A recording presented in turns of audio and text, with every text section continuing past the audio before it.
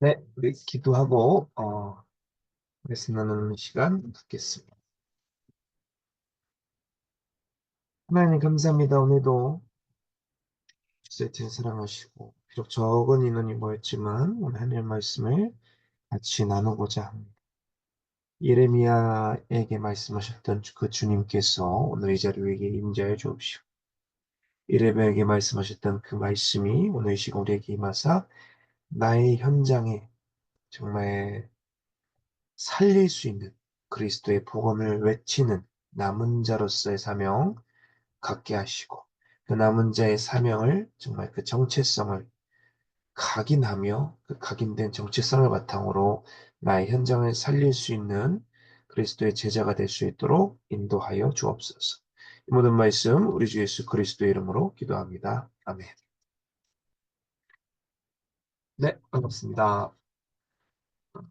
은 예레미야 2장입니다. 네, 요즘 들어서 예레미야를 한 장 한 장 나가고 있죠. 네, 예레미야 묵상할 만할수록 정말 은혜되는 강의 예레미야지 않을까 싶습니다.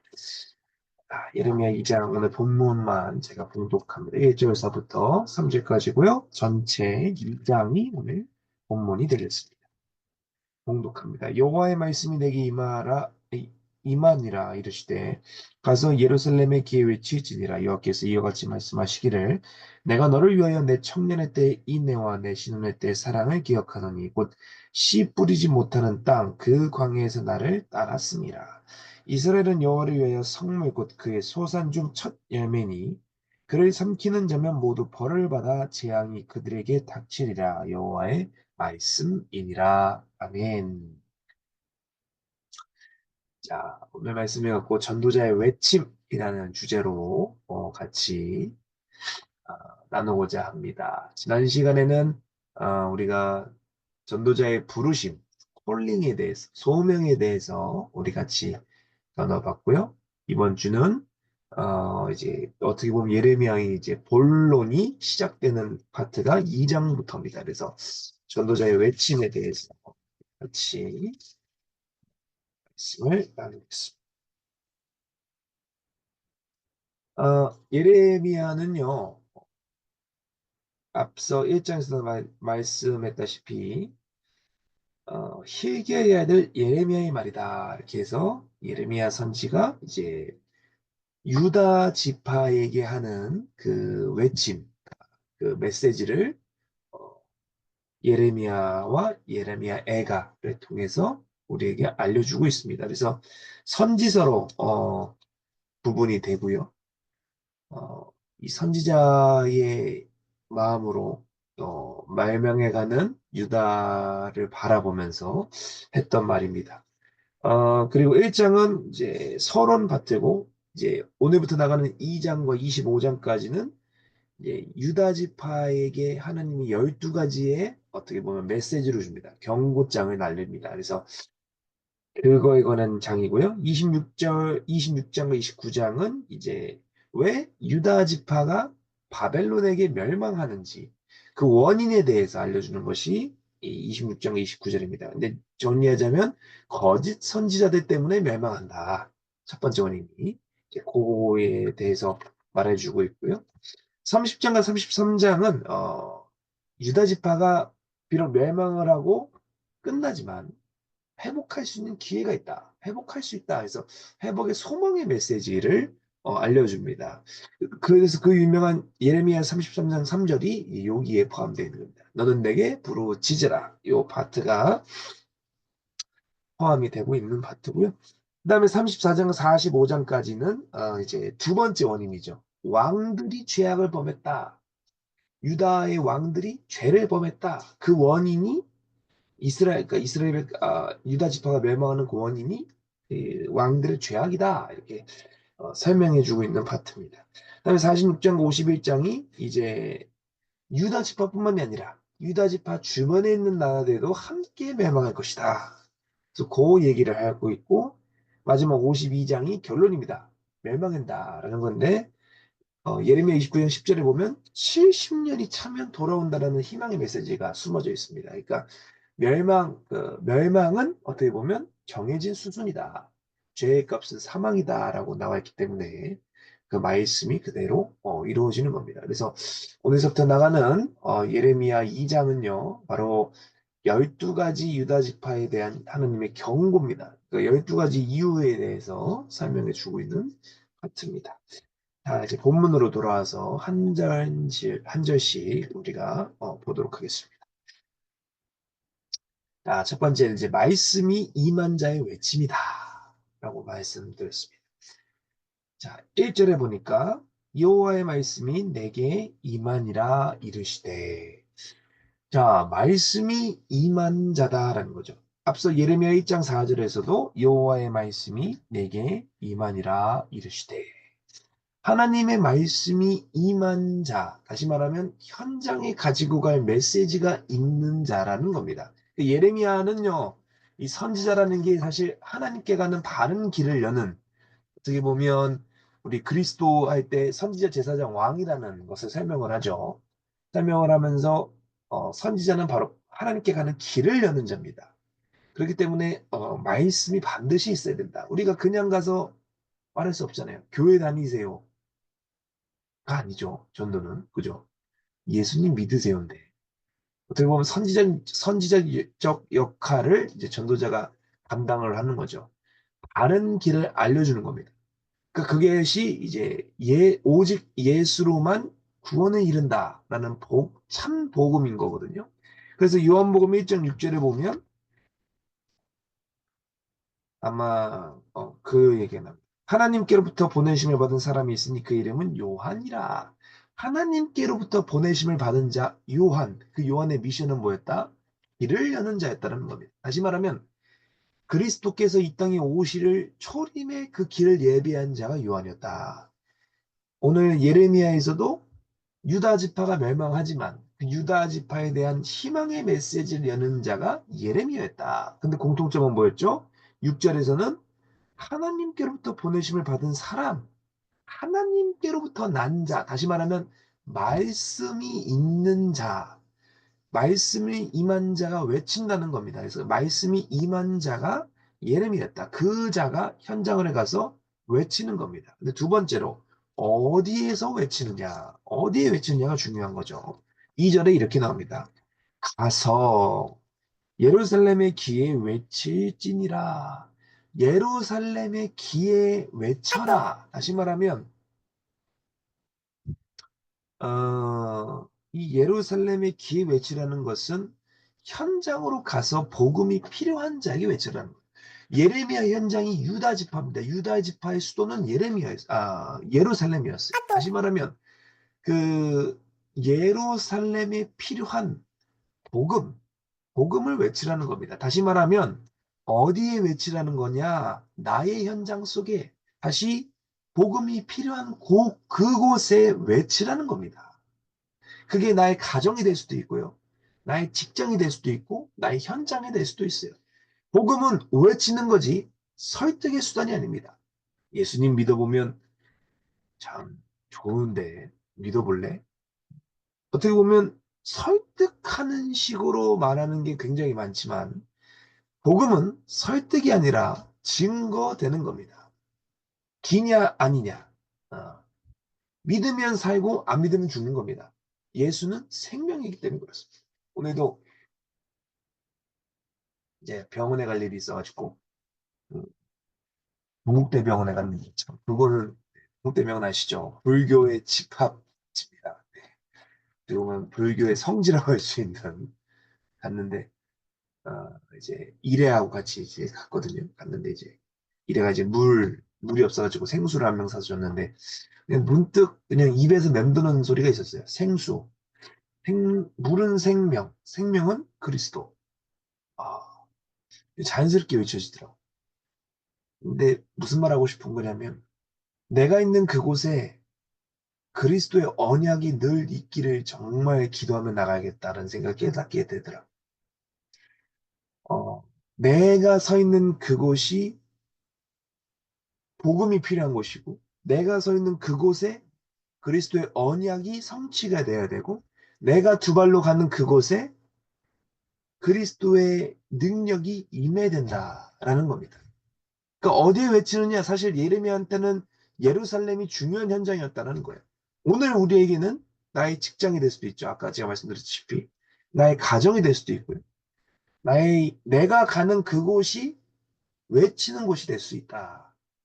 그러니까 그리스도는, 다시 말하면 복음은 어딜 가나 필요하다라는 거예요. 또 두 번째로 보시면 무엇을 또 외쳐야 되느냐? 2절에 이렇게 나오죠. 여호와께서 이같이 말씀하시기를 내가 너를 위하여 내 청년의 때의 인애와 내 신혼의 때의 사랑을 기억하노니 그 씨 뿌리지 못하는 땅 그 광야에서 나를 따랐다. 너를 위하여 청년의 때의 그 인애, 신혼의 때의 그 사랑, 다시 말하면 주님을 처음 만났던 때 그 뜨거웠던 신앙, 남이 아닌 너를 위하여 이것이 필요하다. 다시 이게 뭐죠? 이게 바로 복음입니다. 복음은 우리가 찾아가는 게 아니고요. 우리에게 찾아오신 것이 복음이라는 거예요. 그리스도의 언약은 우리가 찾아가는 것도 그러니까 구원은 여정이라는 말이 있겠죠. 이제 뒤에 보면 나오겠지만 여정이라는 표현도 어떻게 보면 맞을 수 있겠지만 근본적으로 찾아오신 겁니다. 찾아오신 그 그리스도의 언약이 너를 위하여 찾아왔다. 근데 그게 뭐예요? 청년의 때 그 인애. 유다 지파가 뜨거웠던, 다시 말하면 그 다윗과 솔로몬 시대에, 다윗 시대의 그 뜨거웠던 신앙들. 조금 더 올라가 볼까요? 사사기 때 조금 더 올라가 볼까요? 출애굽했을 때 가나안 땅을 바라보며 갔던 그 이스라엘 자손들, 그때를 기억하고 계셨다는, 그 이게 참 성경적인지는 잘 모르겠으나 그러한 표현이 있어요. 어떻게 보면 그 기도를 쌓아놓는다. 그러니까 저축식으로, 이게 성경적인지 비성경적인지는 정확히는 잘 모르겠으나 일리는 있다고 봅니다. 히스기야도 그랬죠. 히스기야도 젊었을 때 했던 그거를 기억해달라고 기도를 하는 것처럼. 아무튼 중요한 건 그런 것 같습니다. 정말 주님을 만났던 그 시간표, 그때를 기억하는 것이 중요하지 않을까. 오죽하면 유대인들은 그 미간하고 이제 손목 뭐 이렇게 말씀을 붙여놓는다 그러잖아요. 그만큼 가까이 하는 건데, 우리는 주님을 처음 만났던 그때를 기억하는 것이 중요하지 않을까. 사실 저도 믿음이 약해질 때, 그때를 이제 기억을 합니다. 나를 부르신 하나님의 말씀, 초심으로 돌아갑니다. 그만큼 이 말씀으로 돌아간다는 것이 중요해요. 여기가 아니라 이제 다른 전도팀에서 이렇게 말씀을 해놨는데, 복 있는 사람은 악인의 길을 쫓지 아니하며 죄인의 길에 서지 아니하며 오만한 자리에 앉지 아니하고 오직 여호와의 율법을 즐거워하여 그 율법을 주야로 묵상하는 자로다. 말씀을 가까이 하는 자가 이러한 자들이다. 그게 복 있는 자다. 다시 말하면 그 말씀을 가까이 하면서 청년의 때, 신혼의 때를 우리가 계속 상기하는 거예요. 말씀이 운행될 수 있게. 가장 근본적으로 그래서 말씀을 늘 가까이 해야 된다는 겁니다. 그래야 외칠 수 있는 것이 많아진다. 많아진다는 얘기는 깊게 외칠 수 있다는 거예요. 다시 말하면 그 현장에 맞게 말씀을 줄 수 있다는 겁니다. 그게 말씀을 가진 자다. 자, 광야에서 나를 따랐다라고 말합니다. 이제 이스라엘 그러니까 이스라엘 백성들이 출애굽하는 그 장면을 계속 말씀해 주시는 겁니다. 그 중요한 건 뭐냐? 이게 바로 근본이라는 거예요. 근본. 어디서부터 왔느냐? 너네가. 요한복음 8장 44절은 유명한 구절이죠. 마귀로부터 났다. 너희 아비 마귀에서부터 났다. 로마 3장 23절도 의인은 없나니 하나도 없다고 그랬어요. 그러니까 너네는 죄로부터 났다라는 거예요. 근데 그 죄가 창세기 3장 1절 6절에 아주 명확하게 드러났죠. 선악을 알게 하는 나무의 열매를 먹었기 때문에 근본 문제가 나온 거예요. 근데 그 근본 문제에 가장 근본적으로 묵상해 보면 뭐에 부딪히느냐? 요한복음 16장 9절. 너네가 나를 믿지 않았기 때문이다. 불순종이라는 겁니다. 그러니까 근본 문제는 원죄라고 하는데 그 원죄를 조금 더 묵상해 보면 말씀을 불순종으로 말미암아 원죄가 탄생한 겁니다. 선악을 알게 하는 나무의 열매를 먹지 말라. 먹는 날에 너희가 반드시 죽는다라고 그랬는데 그 말씀을 어긴 거예요. 그 어긴 그 불순종의 대가가 지금까지도 나오고 있는 겁니다. 그, 그 대가는 그 누구도 해결할 수가 없어요. 해결할 수 있는 그분은 바로 예수 그리스도입니다. 그래서 예수가 그리스도 되심을 증거하는 거예요. 그래서 3절에 이렇게 나오죠. 이스라엘은 여호와를 위한 성물 곧 그의 소산 중 첫 내면이 그를 삼키는 자면 모두 벌을 받아 재앙이 그들에게 닥치리라. 여호와의 말씀이니라. 왜 그들에게 전해야 됩니까? 첫 열매다라고 생각해요. 첫 열매다. 첫 소산. 창세기 4장에 나오죠. 그 첫 열매가 그만큼 중요한 겁니다. 첫 것은 하나님의 것이다. 근데 이 첫 열매는 그리스도께서 우리의 첫 열매가 또한 되시죠. 그 말은 이스라엘 백성, 이 이스라엘 백성들을 모델로 삼아서 구원의 표징을 만든 겁니다. 그러니까 이게 굉장히 그래서 중요한 거예요. 첫 열매가. 그러니까 뭐 케이스입니다. 케이스 하나. 조금 더 깊게 묵상해 보면요. 이스라엘 백성을 근본적으로 구원할 수밖에 없는 언약이 아브라함 때문에 있는 거예요. 너로 말미암아 이렇게 쭉 나오죠. 창세기 12장의 가장 근본적인 언약, 근본의 축복이 임하는 겁니다. 아브라함 한 사람 때문에 후손들이 복을 받는 거예요. 그 말을 돌이키면 뭐냐? 오늘 우리가 바르게 쓰면 우리 주변에 복을 받는다.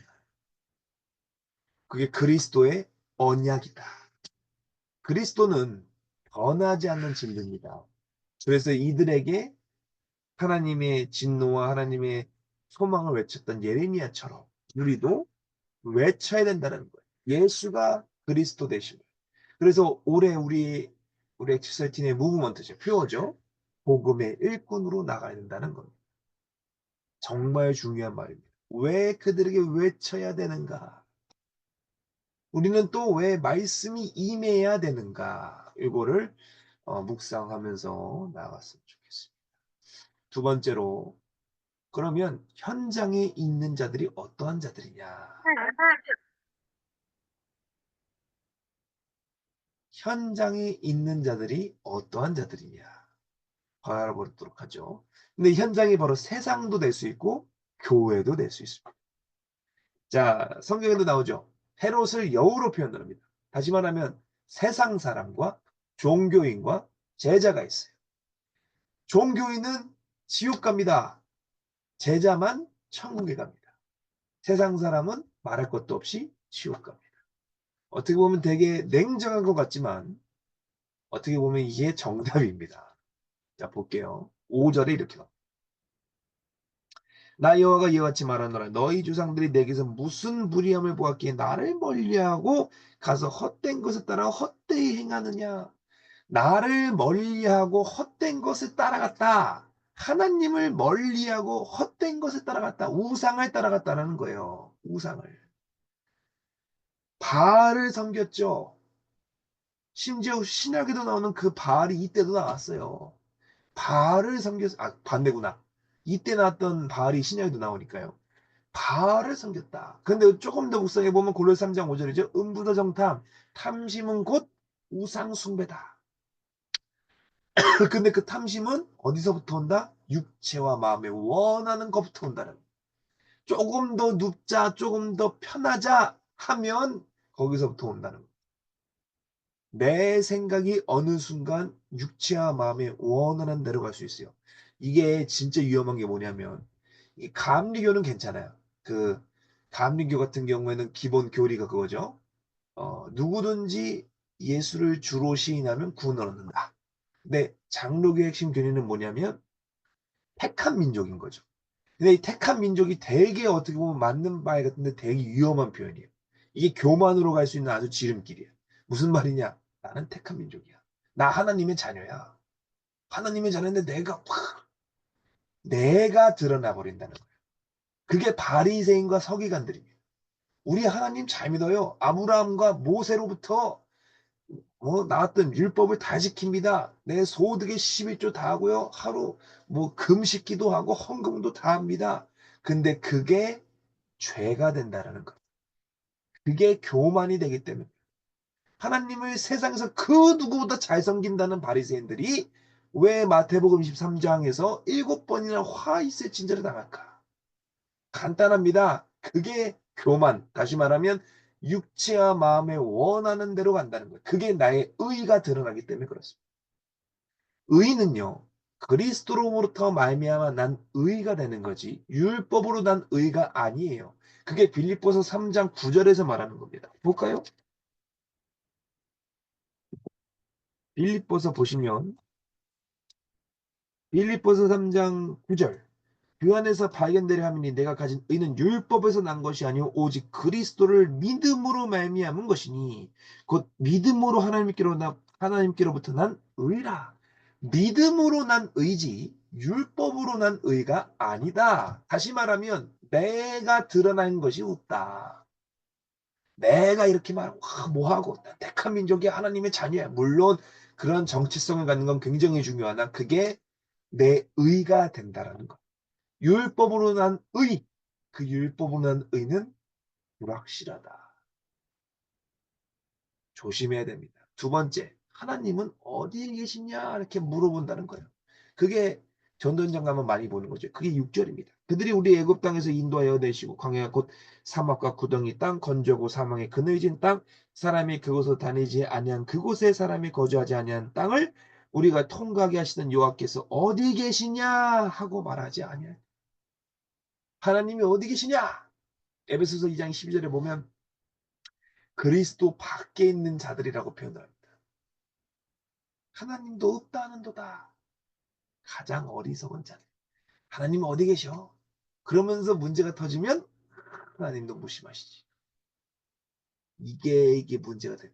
그게 7절에 보면 뭐라 표현하냐 끝에 내 땅을 더럽히고 내 기업을 역겨운 것으로 만들었다.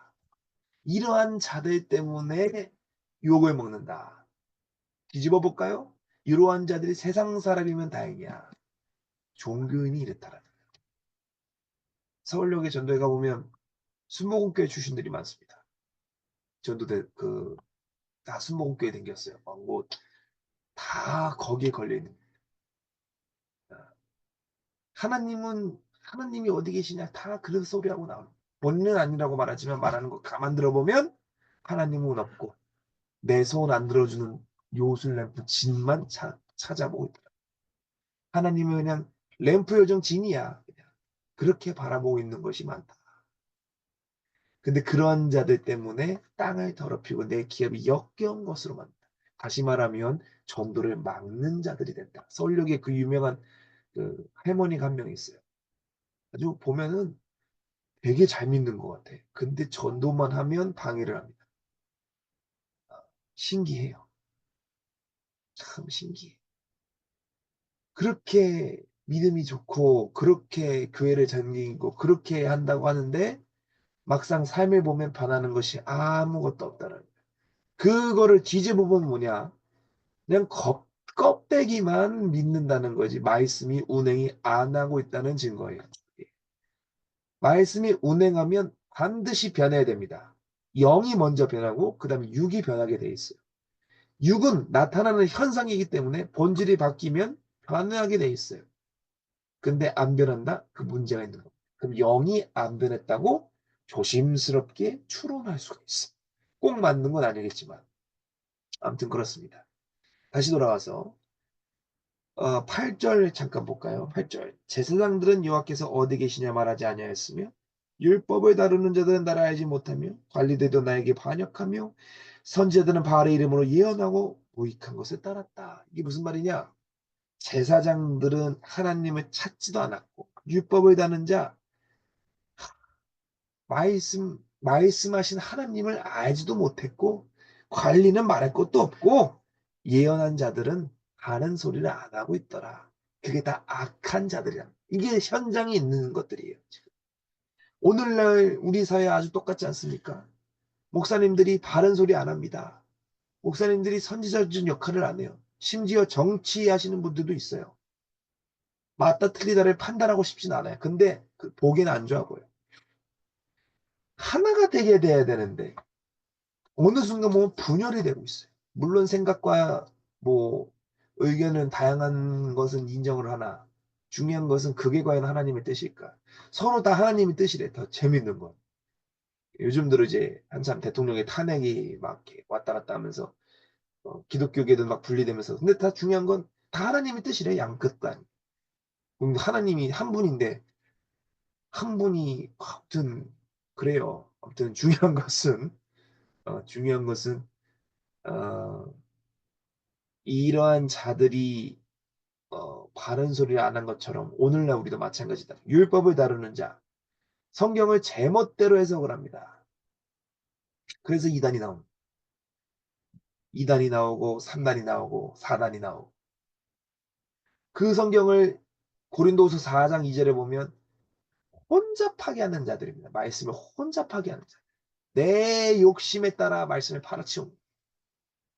그게 무당과 뭐가 다른가?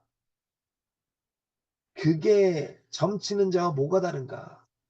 그게 다른 종교들과 뭐가 다른가라는 거예요. 관리들 말할 것도 없어요. 부패합니다. 관리는 예로부터 부패했어요. 그래서 늘 순환보직하면서 돌리는 겁니다.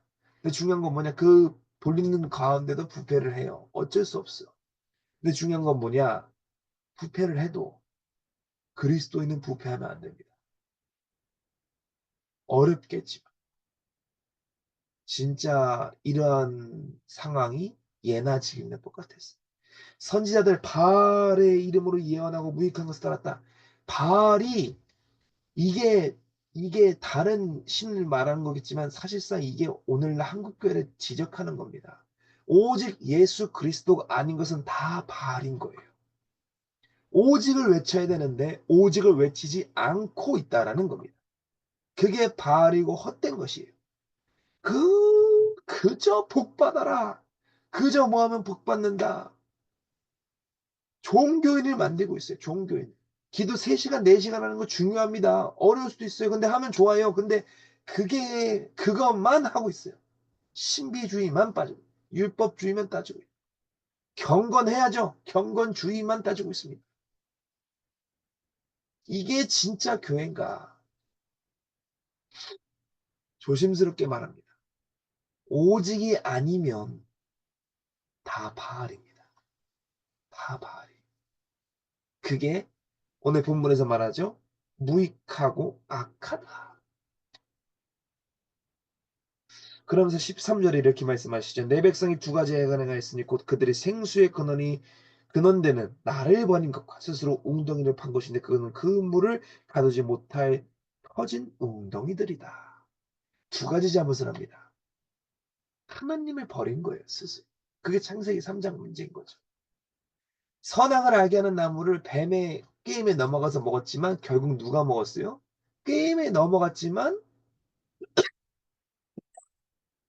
허와가 다 먹은 겁니다. 스스로 버린 거예요. 우상숭배 간단합니다. 하나님보다 더 사랑하면 스스로 버리게 돼 있어요. 왜 시험 들어 떠납니까 교회를? 스스로 가는 거예요. 핑계 댑니다. 이 사람 때문에 꼴 보기 싫어서. 그거는 핑계고 진짜 원하는 건 내 마음대로 안 되기 때문에 교회를 떠나는 거예요. 핑계거리를 찾는 거예요. 그 여자가 이제 트리거를 찾는다. 떠날 구실을 만든다. 명분을 찾는 겁니다. 그게.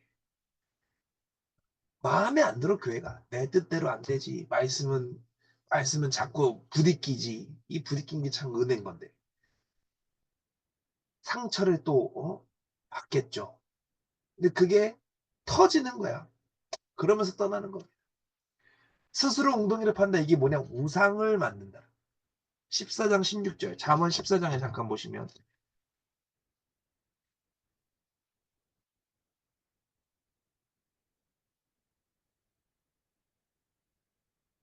지혜로운 자는 두려워야 악을 떠나나 어리석은 자는 방자여 스스로를 믿는다. 이게 굉장한 우상이에요. 스스로를 믿는다. 난 나 혼자 살아. 난 나를 믿고 살아. 굉장히 위험한 발언. 스스로 웅덩이를 파는 거예요. 근데 중요한 건 뭐냐? 그게 뭐라 나와요? 그 물을 가두지 못할 터진 우동. 물이 뭡니까? 생수의 근원, 하나님의 생명의 말씀인데 내가 우상 숭배를 하면 그 말씀을 가두지 못한다. 갖지를 못한다. 그게 무서운 겁니다. 말씀이 내 안에 있어야 돼요. 말씀이 흘러 들어와야 돼. 운행이 돼야 되는데 그게 안 된다는 거예요. 그러니까 결과가 9절에 보면 어떻게 나와요? 그러므로 내가 다시 싸우고 너희 자손들과 싸우리라. 여호와의 말씀. 하나님께서 역사하기 시작한다. 싸운다. 여기 말고 제가 다른 전도팀에서 이런 말을 했습니다. 가룟 유다도 하나님의 계획 안에 들어와 있습니다. 음. 근데 중요한 거 우리가 그걸 보면 깨달아야 돼. 심지어 가룟 유다도 하나님의 계획 안에 들어가 있다니까. 예수를 팔 계획도 생각도 하나님의 계획 안에 들어있는 거예요. 근데 중요한 거 뭐냐? 내가 가룟 유다처럼 쓰임 받으면 안 된다는 거예요. 하나님은 바벨론 오늘 예레미야처럼 바벨론을 통해서도 유다에게 가르치기를 원하세요. 돌아오라. 회개하라. 그렇게 원하신다. 가룟 유다를 통해 십자가의 그 계획을 점점 진행하고 계시는 거예요. 근데 중요한 건 뭐냐? 내가 가룟 유다가 되면 안 된다는 거. 근데 흔히 착각을 해요. 나는 이러지 않겠지. 근데 조심해야 됩니다. 그래서 늘 나를 돌아봐야 돼요. 말씀을 통해 나를 확인해야 됩니다. 판단하고 정죄하라는 게 아닙니다. 진단하라는 거예요. 말씀을 보고 내가 혹시 내가 말씀과 멀어지고 있나? 내가 이렇게 살면 안 되는데 드러났다면 복음으로 가면 되는 겁니다. 근데 중요한 거 복음으로 가야지. 이게 정죄로 가면 돌이킬 수 없는 강을 건드는 겁니다. 문제는 그게 내 자신한테는 괜찮은데 남에게 그 화살이 가기 때문에 상처를 받는 거예요. 그게 정죄를 통해서 상처를 받는 겁니다. 공동체에서. 조심해야 돼요. 자, 세 번째로 돌아와서 그러면 이러한 자들의 현상을 한번 자세히 살펴볼 필요가 있다. 10절에도 뭐라 나오냐? 끝에 이렇게 나오죠. 일이 있었는지를 자세히 살펴보라. 자세히 살펴봐야 됩니다. 자, 오늘 11절에 이렇게 나옵니다. 어느 나라가 그들의 신들을 신이 아닌 것과 바꾼 일이 있느냐? 그러나 나의 백성은 그의 영광에 무익한 것과 썩어질 것을 안 썩어질 것과 바꿨다. 다시 말하면 예수님 팔아먹었다. 근데 여기 우리 이렇게 말하는 저도 자유로울 수가 없어요. 자유로울 수가 없어요. 알게 모르게 예수님 많이 팔아먹습니다. 우리가 이거 참 경계해야 돼요. 요한복음 3장 6절에 보면 육으로 난 것은 육이요 영으로 난 것은 영이다 이렇게 표현을 했단 말이에요. 이게 니고데모에게 이제 하시는 말씀입니다. 그러니까 육과 영을 우리가 구분할 수 있어야 되는데 썩어질 것과 안 썩어질 것을 구분 못하고 예수를 팔아먹는 거예요. 교회 팔아먹고 목사님 팔고 제자들 다 팔아치우는 겁니다.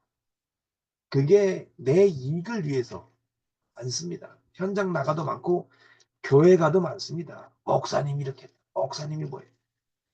목사님이 말씀하시는 거 앞뒤 다 자르고 그것만 말합니다. 근데 그분들 자세히 보세요. 그것만 듣고 시험 들어서 나갑니다. 또 그것만 듣고 남에게 시험을 줍니다. 조심해야 돼요. 근데 그게 내가 안 되게 조심해야 돼요. 그러면서 로마서 2장 23절에 보면 썩어지지 아니하는 하나님의 영광을 썩어질 사람과 새와 짐승과 기어다니는 동물의 모양의 우상으로 바꾸고 썩어지지 아니할 영광을 썩어질 것으로 바꾸는 것이 신약에도 있었고 지금도 많습니다. 구약은 말할 것도 없고 많습니다. 조심해야 돼요. 진짜 썩어지지 않을 그 영광을 우리가 붙들고 가야 됩니다. 그래서 14절에서부터 19절 본문에서는 그게 하나님을 버리고 우상을 섬긴 자들의 상황이 나오는 겁니다. 쭉 나오면서 19절에 보니까 나를 경외함이 없는 것이 악이요 고통인 줄 알라. 고통이 임한다. 그게 우리 그 불신자 6가지 상태 보면서 영적인 문제, 정신의 문제, 그다음에 뭐 생활의 문제, 그다음에 육신의 문제, 가정의 문제, 죽음 후 심판, 그렇게 온다는 거. 6가지 상태가 온다는 거예요. 근데 중요한 것은 모른다라는 거예요. 고통이 임해야 알 수 있다라는 거예요. 근데 더 심각한 건 뭔지 아십니까? 고통이 임해도 아예 모르는 게 있다라는 거예요. 이게 긴지 아닌지를 모르고 있다. 그러니까 조금이라도 이제 교회를 다니고 복음을 들었다 하면 이게 왜 오는지를 그나마 알 수 있어. 근데 그것도 아예 모르는 자들이 많다라는 거예요. 그래서 현장으로 나아가야 돼. 그러면서 오늘 본문 20절과 20절에서부터 28절까지 이게 이제 영육간의 음행에 대해서, 음란에 대해서 말하는 거거든요. 근데 중요한 건 23절에 뭐라 나옵니까? 내가 어찌 말하기를 나는 더럽히지 아니하였다. 바알들의 뒤를 따르지 아니하였다 하겠느냐? 골짜기 속에 있는 내 길을 보라. 내가 행한 바를 알 것이니라. 발빠른 암낙타가 그의 길을 어지러이 달리는 것과 같았다. 그 누구도 자유로울 수 없다. 영육간의 음행에 대해서, 음란에 대해서. 뭐 육적인 음란은 뭐 말할 것도 없고 영적인 음란도 마찬가지라. 그 누구도 자유로울 수가 없다. 근데 뭐 소위 뭐 해탈했다, 벗어났다. 어떻게 보면 그거는 아니라고 봅니다. 자유로울 수가 없어. 죄로부터 자유로울 수 있는 자는 그 누구도 없습니다. 오직 예수 그리스도를 통해서 자유로워지는 거예요. 근데 중요한 건 뭐냐? 천국 가기 전까지 육신의 껍데기를 입고 있죠. 그러니까 자유로울 수가 없어. 봐요. 여기서 말씀드린다. 우리는 시간 아래에 있습니다. 그러니까 하나님은 세상을 만들었기 때문에 시간을 또 만드신 분이죠. 그러니까 만든 자는 그 위에 있을 수가 있어. 다시 말하면 쉽게 들으면 컴퓨터는 인간이 만들었죠. 그러니까 컴퓨터를 조종을 할 수가 있지. 컴퓨터 안에 있는 프로그램들은 인간을 통해 조정이 되는 거죠. 그러니까 다시 말하면 그 프로그램들은 인간으로부터 자유로울 수가 없는 거예요. 창조도 마찬가지입니다. 하나님이 태초에 하나님이 천지를 창조하셨죠. 그러면 하나님부터 우리는 자유로울 수가 없습니다. 그, 그 원리로부터 우리는 자유로울 수가 없어요. 자유로운 분은 한 분, 하나님밖에 없습니다. 그래서 나는 전능한 하나님이다라고 말씀하십니다. 시간 불소부재, 그러니까 무소부재, 시간 위에 이미 계시고 장소도 초월한다는 거. 다시 말하면 내가 하나님 나라에 가기 전까지 자유로울 수가 없다라는 거, 죄로부터. 그래서 늘 기도하는 겁니다. 주님께서 겟세마네에 올라가시기 전에, 아니 그 십자가 지시기 전에 겟세마네 기도하실 때 제자들에게 하신 말씀 있죠? 시험에 들지 않도록 뭐 해라? 기도해라. 자유롭지 않기 때문에 그렇습니다. 주님도 기도했는데 우리는 뭐 하고 있나요? 하나님도 기도하셨는데 우리는 뭐 하고 있나요? 참 돌이켜보게 됩니다. 그러면서 28절에 보세요. 너를 위하여 내가 만든 내 신들이 어디 있느냐? 그들이 내가 환난에 당할 때 구원할 수 있으면 일어날 것이다. 유다여 너희 신들이 너희 성읍의 수와 같도다. 우상을 그렇게 많이 만들었다는 겁니다. 그래서 35절 그 결과로 어떻게 된대요? 35절의 끝에 내가 너를 심판하리라. 결과는 무조건 심판입니다. 계시록에도 심판 얘기가 굉장히 많이 나옵니다. 결과는 심판이에요. 그리스도가 없으면 무조건 지옥이라고 보시면 됩니다. 1000% 아니 불변의 진리입니다. 불변의 진리. 이것은 그 누구도 해결할 수 없어요. 그래서 마태복음 3장인가요? 2장인가요? 이미 도끼가 나무 뿌리에 놓였다. 이미 도끼가 나무 뿌리에 놓인 겁니다. 그 누구도 해결할 수가 없다. 근데 36절과 37절에 그 얘기를 해주는 거죠. 해결하실 수 있는 분은 오직 그리스도다. 그래서 자세히 살펴봐야 된다. 나의 현장을. 마지막입니다. 그러므로 우리는 외쳐야 합니다. 마태복음 4장 17절에 유명한 구절이죠. 회개하라, 천국이 가까웠다. 외쳐야 합니다. 왜 세상이 종교인들이 죽는지를 알려줘야 됩니다. 교회에서도 마찬가지예요. 새신자뿐만이 아니라 심지어 중직자들이라고 말하시는 분들도 복음이 희미한 분들이 많다라. 이게 어떻게 보면 한국교회 패단이에요. 10년 댕겼어. 20년 댕겼어. 직분을 안 주면 시험 들어 떠나요. 줬어요. 중요한 건 뭐냐? 20년에 당겼는데도 복음이 희미해. 직분을 줬네. 얘가 사고만 안 치면 괜찮은데 존재 자체가 사고인 친구들이 있어요. 그러면 문제가 커지는 거예요. 중직인데 내칠 수도 없고. 그래서 외쳐야 되는 겁니다. 외쳐야 돼요. 두 번째 또한 이러한 자들의 현상을 살펴볼 수 있는 눈이 열려야 됩니다. 이게 뭐냐? 말씀이 있어야 현재 상황을 바라볼 수 있다는 거예요. 아, 저들이 뭐에 걸려있구나. 마음이 무겁구나. 아, 염려에 걸렸구나. 정신병에 걸려있구나. 육체가 힘들구나. 가정이 힘들구나. 눈이 열려야 된다는 거예요. 말씀이 그만큼 있어야 볼 수 있다. 그러면 이들에게 무엇을 줄 것이냐? 이 말씀을 하려고 여기까지 끌고 온 거예요. 요한 1서 요한 1서 1장에 보시면 5절에 이렇게 나옵니다. 우리가 그에게서 듣고 너에게 전하는 소식은 이것이니 곧 하나님은 빛이시라. 그에게는 어둠이 조금도 없으시다는 것이라. 하나님은 뭐다? 빛이다. 요한복음 1장 4절과 5절에 그 안에 생명이 있었으니 이 생명은 사람들의 빛이라. 빛이 어둠이 빛이다. 어둠이 깨닫지 못하더라. 다시 말하면 빛, 하나님의 말씀, 오직 예수 그리스도를 증거하는 겁니다. 무엇을 줄 것이냐? 그리스도를 증거하는 겁니다. 예수를 증거하는 것만큼 중요한 것은 없다고 봅니다. 예수가 그리스도 되심을 증거하는 겁니다. 다시 말하면 세상 종교의 선행 좋죠. 뭐 구제 필요합니다. 뭐 나눔 다 필요해요. 근데 진짜 중요한 거 그리스도를 증거하는 겁니다. 성경을 제가 읽다가 짧은 어떻게 보면 다른 분들이 못 보실 수도 있어요. 짧은 깨달음은 성경 66권에서 말하는 건 단 한 가지입니다. 나는 죽는다. 그러나 예수로 산다. 이따가 이걸 깨닫게 하시더라. 나는 죽는다. 그러나 예수로 산다.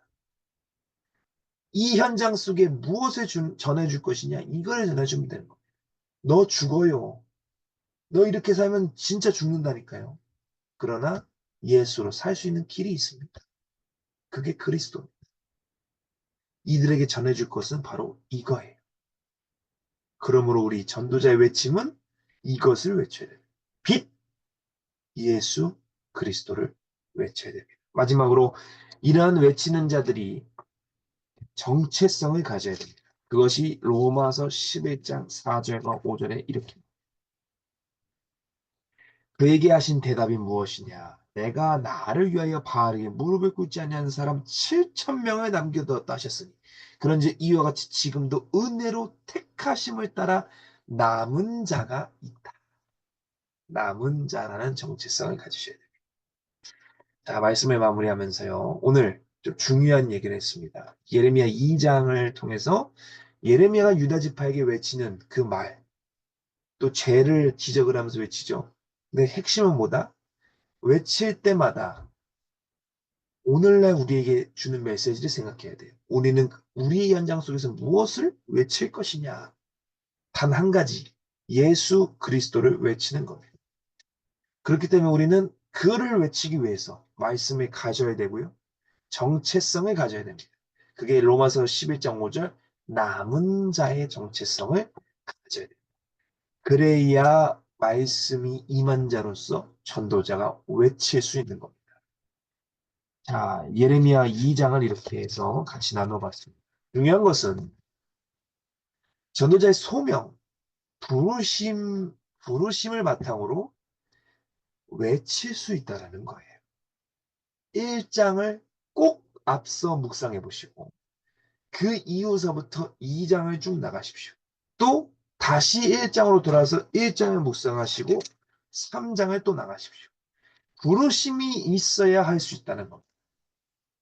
하나님의 부르심. 빌립보서 3장 14절이죠. 표대를 향하여 하나님이 위에서 부르신 부름의 상을 위하여 달려간다. 부르심이 반드시 있어야 된다. 그 부르심을 꼭 묵상하시고 각인하시고 그 부르심을 바탕으로 나가셨으면 좋겠습니다. 외치든 아니면 가서 그들과 함께 있든 현장 속에서 빛을 발하는 것. 그 빛, 사도 요한이죠. 사도 요한이 요한일서를 쓰면서 했던 그 말, 증거하는 것, 빛, 그거를 외치는 겁니다. 그런 마음으로 오늘 현장을 놓고 많이 기도해 주시고 또한 다음 주에는 날짜를 보니까 27일 빨간 날이더라고요. 그래서 다음 주는 제자훈련이 없습니다. 그래서 각자 현장 속에서 가족 간의 만남을 바탕으로 어, 꼭 전도하시고 골로새 4장 3절처럼 전도의 문을 열어달라고 꼭 기도해 주시고 그곳에 만남의 축복이 있을 수 있도록 기도하면서 나아갔으면 좋겠습니다. 자, 우리 기도하고 마무리하겠습니다. 하나님 감사합니다. 오늘 전도자의 외침, 정말 중요한 것 같습니다. 외치는 자의 그 소리, 말씀이 임한 자로서 우리가 예레미야처럼 말씀을 먼저 가질 수 있도록 인도하시고 그 말씀을 가진 것을 바탕으로 나의 현장을 놓고 예수가 그리스도 되심을 바르게 외칠 수 있는 제자가 될 수 있도록 인도하여 주옵소서. 그러기 위해서는 먼저 내 안에 그리스도가 확립돼야 되고 내 안에 정체성이 각인이 돼야 됩니다. 남은 자로서 그리스도의 언약을 지켜나갈 수 있는 제자가 될 수 있도록 인도하여 주옵소서. 날씨가 춥습니다. 추운 날이기 가운데도 건강 잃어버리지 않게 하시고 나라 밖으로 이 혼란한 이 시국에 우리 믿는 자로서 엑투세틴 제자들로서 휘말리지 않게 하시고 그리스도의 언약으로 뿌리를 박아 흔들리지 않는 믿음을 각자의 현장 속에서 발현할 수 있도록 인도하여 주옵소서. 이 모든 말씀 우리 주 예수 그리스도 이름으로 기도합니다. 아멘.